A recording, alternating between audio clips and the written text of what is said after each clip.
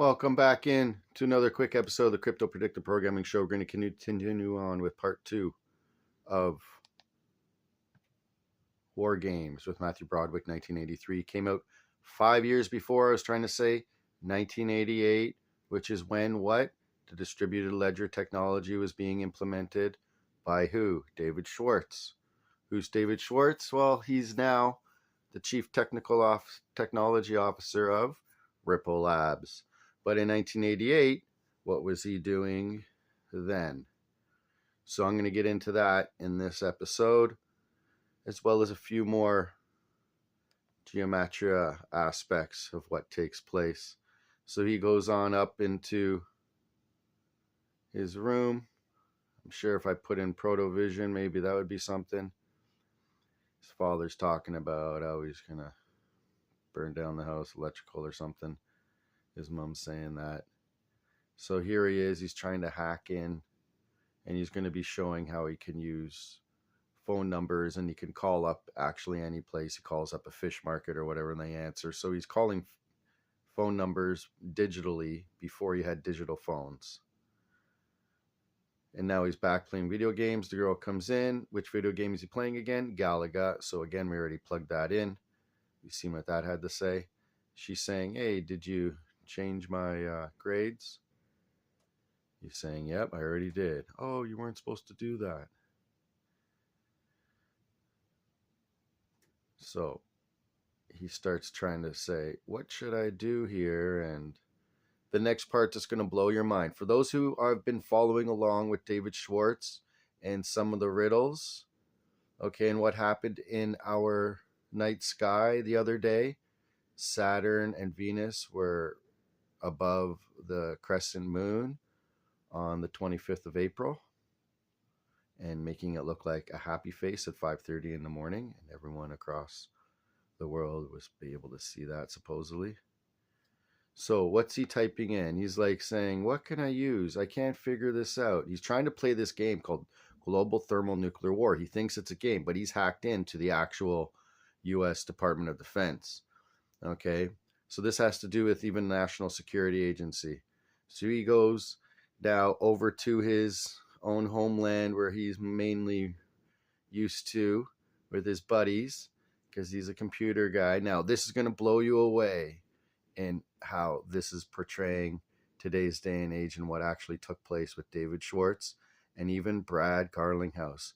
Now, when you see these two characters together, could this be a reenactment? Now let's just go into who David Schwartz is. See the shirt he's wearing? That's just a clue. So David Schwartz, internet patent. Well, he did not invent the internet because that was invented by a lot of people over the years. Okay, and we can get into that. And mostly by a guy who was into the CERN. CERN's been going on since 1950s. So when you understand what CERN's all about. But 1988, okay, distributed computer system, which helps distributed ledger technology. All right. And he also was working at the NSA. Okay, now remember, in this movie, War Games, we're talking about the National Defense, National Security Agency, National Defense. He worked for NSA and he later joined Ripple. Okay, to work on distributed ledger technology, which he invented in 1988, by the way. So in 2013, Ripple came about 25 years later. So they know what they're doing 30 years in advance. Look at his picture. Look at this guy. When you see the way he acts and his demeanor, it's similar to David Schwartz. So they're trying to portray him in the movies. Now, because he worked for the NSA, do you think the NSA wasn't trying to work on a computer technology for delivering money, digital assets? So they got Satoshi Nakamoto and they got David Schwartz, and people believe that David Schwartz is the real Satoshi Nakamoto. Okay? And if you want to break down Satoshi Nakamoto, it could be an acronym, a type of acronym. Okay, where they Sa for Samsung, Toshi for Toshiba, Naka for Nakamichi, and Moto for Motorola. Where do you see on all the jerseys wearing, what are they wearing in the NBA? Motorola. Motorola's still around. For what? Everyone knows it's your phone. What do you need a phone for? for crypto, sending money.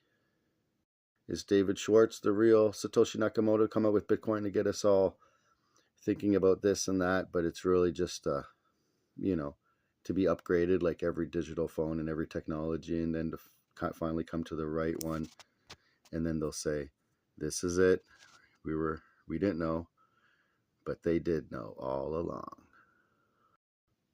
Hey, could Schwartz have a little bit of Oriental in him? Look at his eyes, even squintier than Satoshi. So now back to the movie. So he goes in there to give him a piece of paper or gives him the code and says, check this out. All right, because he's the genius. Now here comes along Eddie Lipschitz there, buddy, from a couple other movies. He's funny. I don't want to put the voice on here because I'll get copyright and dinged. So he's like, hey, this is da-da-da. It's about military and stuff. And he's like, no, whatever. I don't want to swear. Anyways, he gets mad at him. He's saying, this is what you're doing. You're being obnoxious, blah, blah, blah. But look what that guy, the skinny guy, looks like what? Vitalik Buterin, who's Ethereum. And then here you got David Schwartz. Because before they were actually working together, Vitalik Buterin could have got chosen by Ripple or used by Ripple or whatever. And he could have chose Ripple or something, but he chose to go on his own back in the day, supposedly. So what are they showing that Matthew Broderick is? Is he more like a Brad Garlinghouse in this little skit besides David Schwartz there being shown, and then Vitalik Buterin? I don't know. And then especially he's wearing a shirt. And what does the shirt have on it?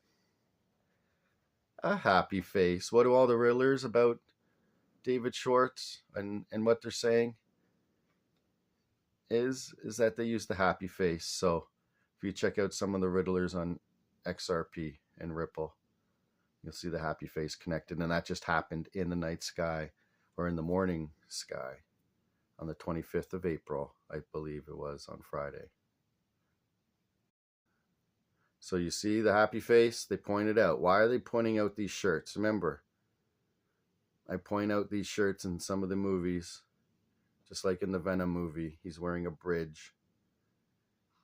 I'm believing that's the bridge currency.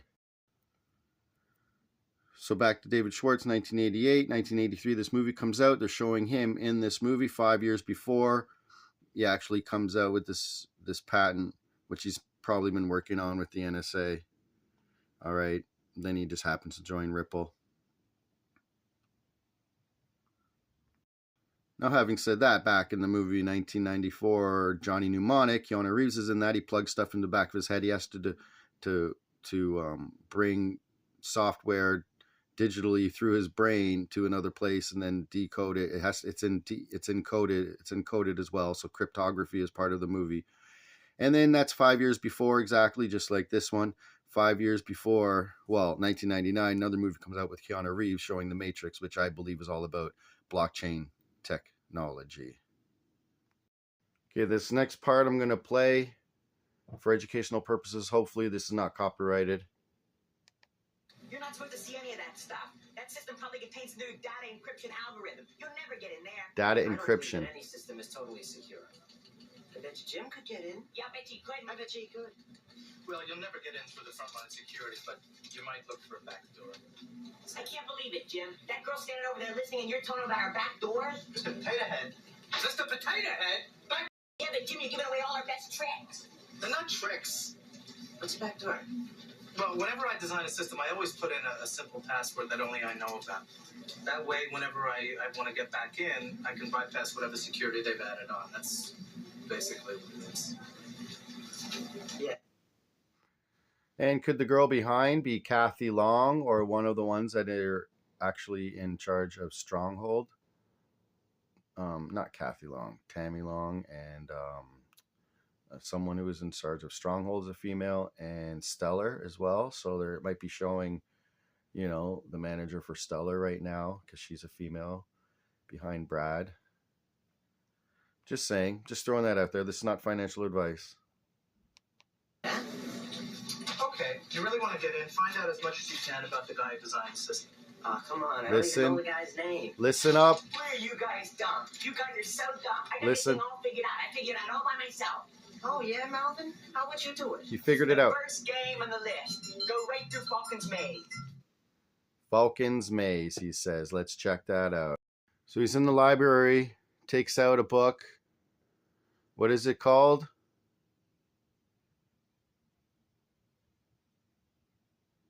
Falcon's Maze, teaching a machine how to think. Let's go back and watch that again.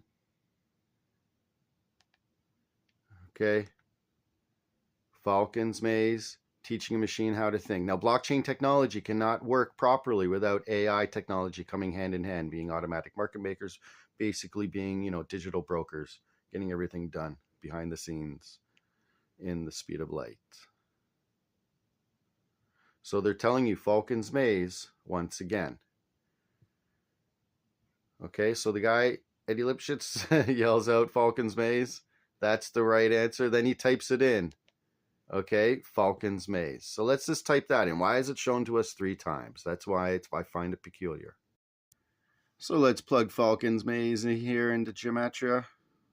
Falcon's Maze, and you're going to be blown away. Phoenix Rises. Check out my Phoenix Truth Rises show. All about the Phoenix Journals, getting the best history, lessons, spiritual insights out to you that are on the globe, on the planet, I mean. I was about to say, is what I usually say, and it said it right there. But what does this have to say? Trinity? No. What?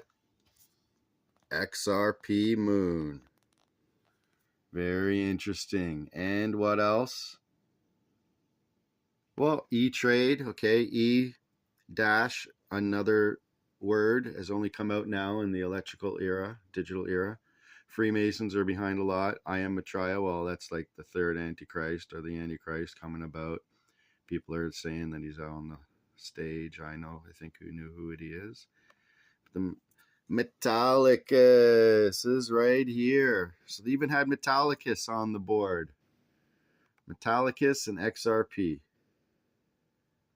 So with that being said, RippleNet. All right. Hidden in plain sight. You got RippleNet, Metallicus,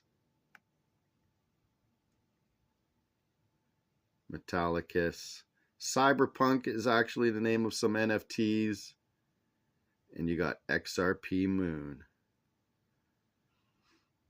So the National Security Agency working with David Schwartz. Did they know what they were doing back in 1983 when he was probably working with the NSA? Falcon's Maze. Why was it told to us 3 times in this movie? So having said that, may you reinvestigate these movies on your own. War Games, Johnny Mnemonic, even Matrix. Watch that with new eyes, looking at it from a crypto perspective, because you can't see back in the 80s and the 90s, the best era to be around to watch movies and get the best music as well. Best rap was out at that time in the 90s, but that's another story. Is to watch these movies and to see what they're telling you. So why do they start there or pull it off there? Poker and Armageddon, the role of bluffing in a nuclear standoff. Okay, are they trying to show that this Cold War was all this, the elites just playing this game, actually not even real poker, just pretending for us so we can continuously be in fear and not look behind the scenes and what's going on with the ability for the quantum financial system coming into effect? Because when they change the money, they change your sovereignty. In 2010, Harper came out and said, it's okay, Canada, we've lost our sovereignty, but it's okay. 2010 G20 meeting, when they rounded us up, if you were downtown, it looked like you're a protester or whatever against these elites, you got rounded up in a pig pen. So they're trying to keep us in fear, keep us enslaved, maybe to unenslave us from the system. You might want to invest. I'll put my WEBAUTH educare. You can send me a XPR on educare. My name is educare, EDUCARE, on the WEBAUTH wallet, and it's used. I put that name in another wallet and sent XPR over to WEBAUTH with no problems. Even needed a tag, and I didn't put a tag in, and educare was enough, and it came right into my WEBAUTH wallet. So WEBAUTH is going to be, I believe, one of the new ways to send money through a simple name. With that being said, may you not be bluffed out of the crypto game and go with the highs and the lows using your poker face. And when it does explode, doesn't that look like Tether USDT? The Tether symbol? When that comes and explodes and Bitcoin does crash, what will take its place? The utility coins. And I've showed you them in here. RippleNet and Metallicus. Metallicus and RippleNet. So with that being said, if you'd like to donate, please do, and help keep this show alive and inspired to get you through. With that being said, look, John Barron, he's a crypto enthusiast. Look at his show. He's pretty good. Tells you the truth. Metallicus, check out their .com. Metal.com maybe, I'm not sure. Check out their website. Do your own research. And may you be filled with God's grace and blessings of abundance. Spaceman 2.0, and